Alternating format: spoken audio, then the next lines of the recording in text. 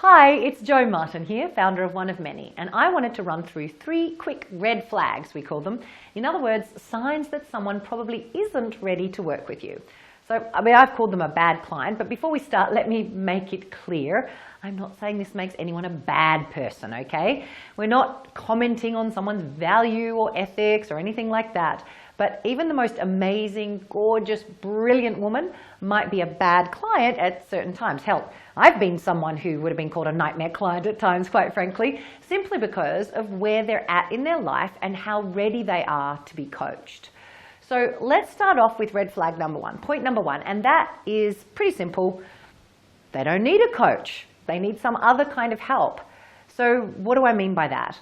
Well, sometimes we find ourselves talking to someone who seems like they really need help.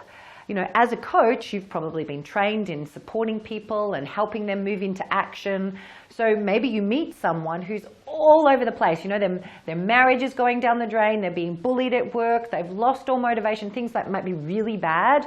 Your heart goes out to them, right? And you think, oh, coaching could be the perfect way to help get you back on your feet. Not always. That person might actually need to be speaking to a counselor.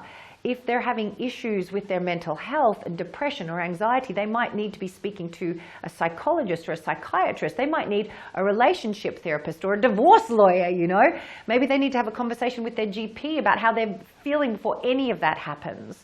So one of the most important aspects of coach training is that it helps you to contextualize and put a framework in place around this natural desire to help that most of us called to this profession have. You know, if you're a coach already or you're thinking of becoming one, my guess is that you can relate to that desire to help people, right? You want to help people. People naturally open up to you. You're naturally able to help people to take steps forward. But, you know, there's also a flip side to those amazing talents, and that's this rescuer mode that we can go into. Then sometimes we find ourselves slipping into caring a bit too much, getting a bit too involved. So if the client you're thinking of helping seems like she's actually really depressed or clinically anxious or has problems beyond where coaching can help, then frankly, she's not going to be a great client for you, and you are possibly not going to be the best solution for her. So I'd encourage you to ask yourself that question. Just because someone needs help, is coaching the right kind of help? First question. The second red flag number 2 is this. Someone is not willing to take action to change. Now, this is a little subtle, and notice the language I use there. It's not that she doesn't want to change, it's that she's not willing to take action. Another way of looking at it is someone ready to take their power back.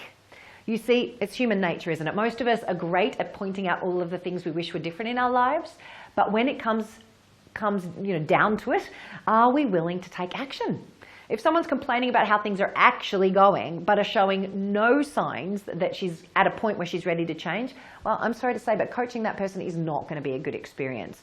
She is very much ensconced in victim or martyr mode. She might be looking for someone to offload to. She might be looking for someone to tell her she's doing great, and yes, she's right, and her boss is a bastard, and her husband is selfish, and her kids are impossible. You know, it's what I like to call wine and wine conversations. You know, have a glass of wine and a wine. You have them with your girlfriends because from time to time we need to have a moan. But if the woman is still ensconced in moaning mode, she's not yet ready to change. And if she's not yet ready to take her power back from her boss, take her power back from her husband, her impossible kids, her situation, then no amount of coaching is going to be able to help her. She has to be ready to take actions in alignment with these changes she wants to make. So if you're a coach, make sure that part of your onboarding process for new clients includes a moment where you check in on their motivation levels. It's one of the questions that we have in our client history. It's a really important question. And of course, change isn't always easy. That's why you're there as a coach.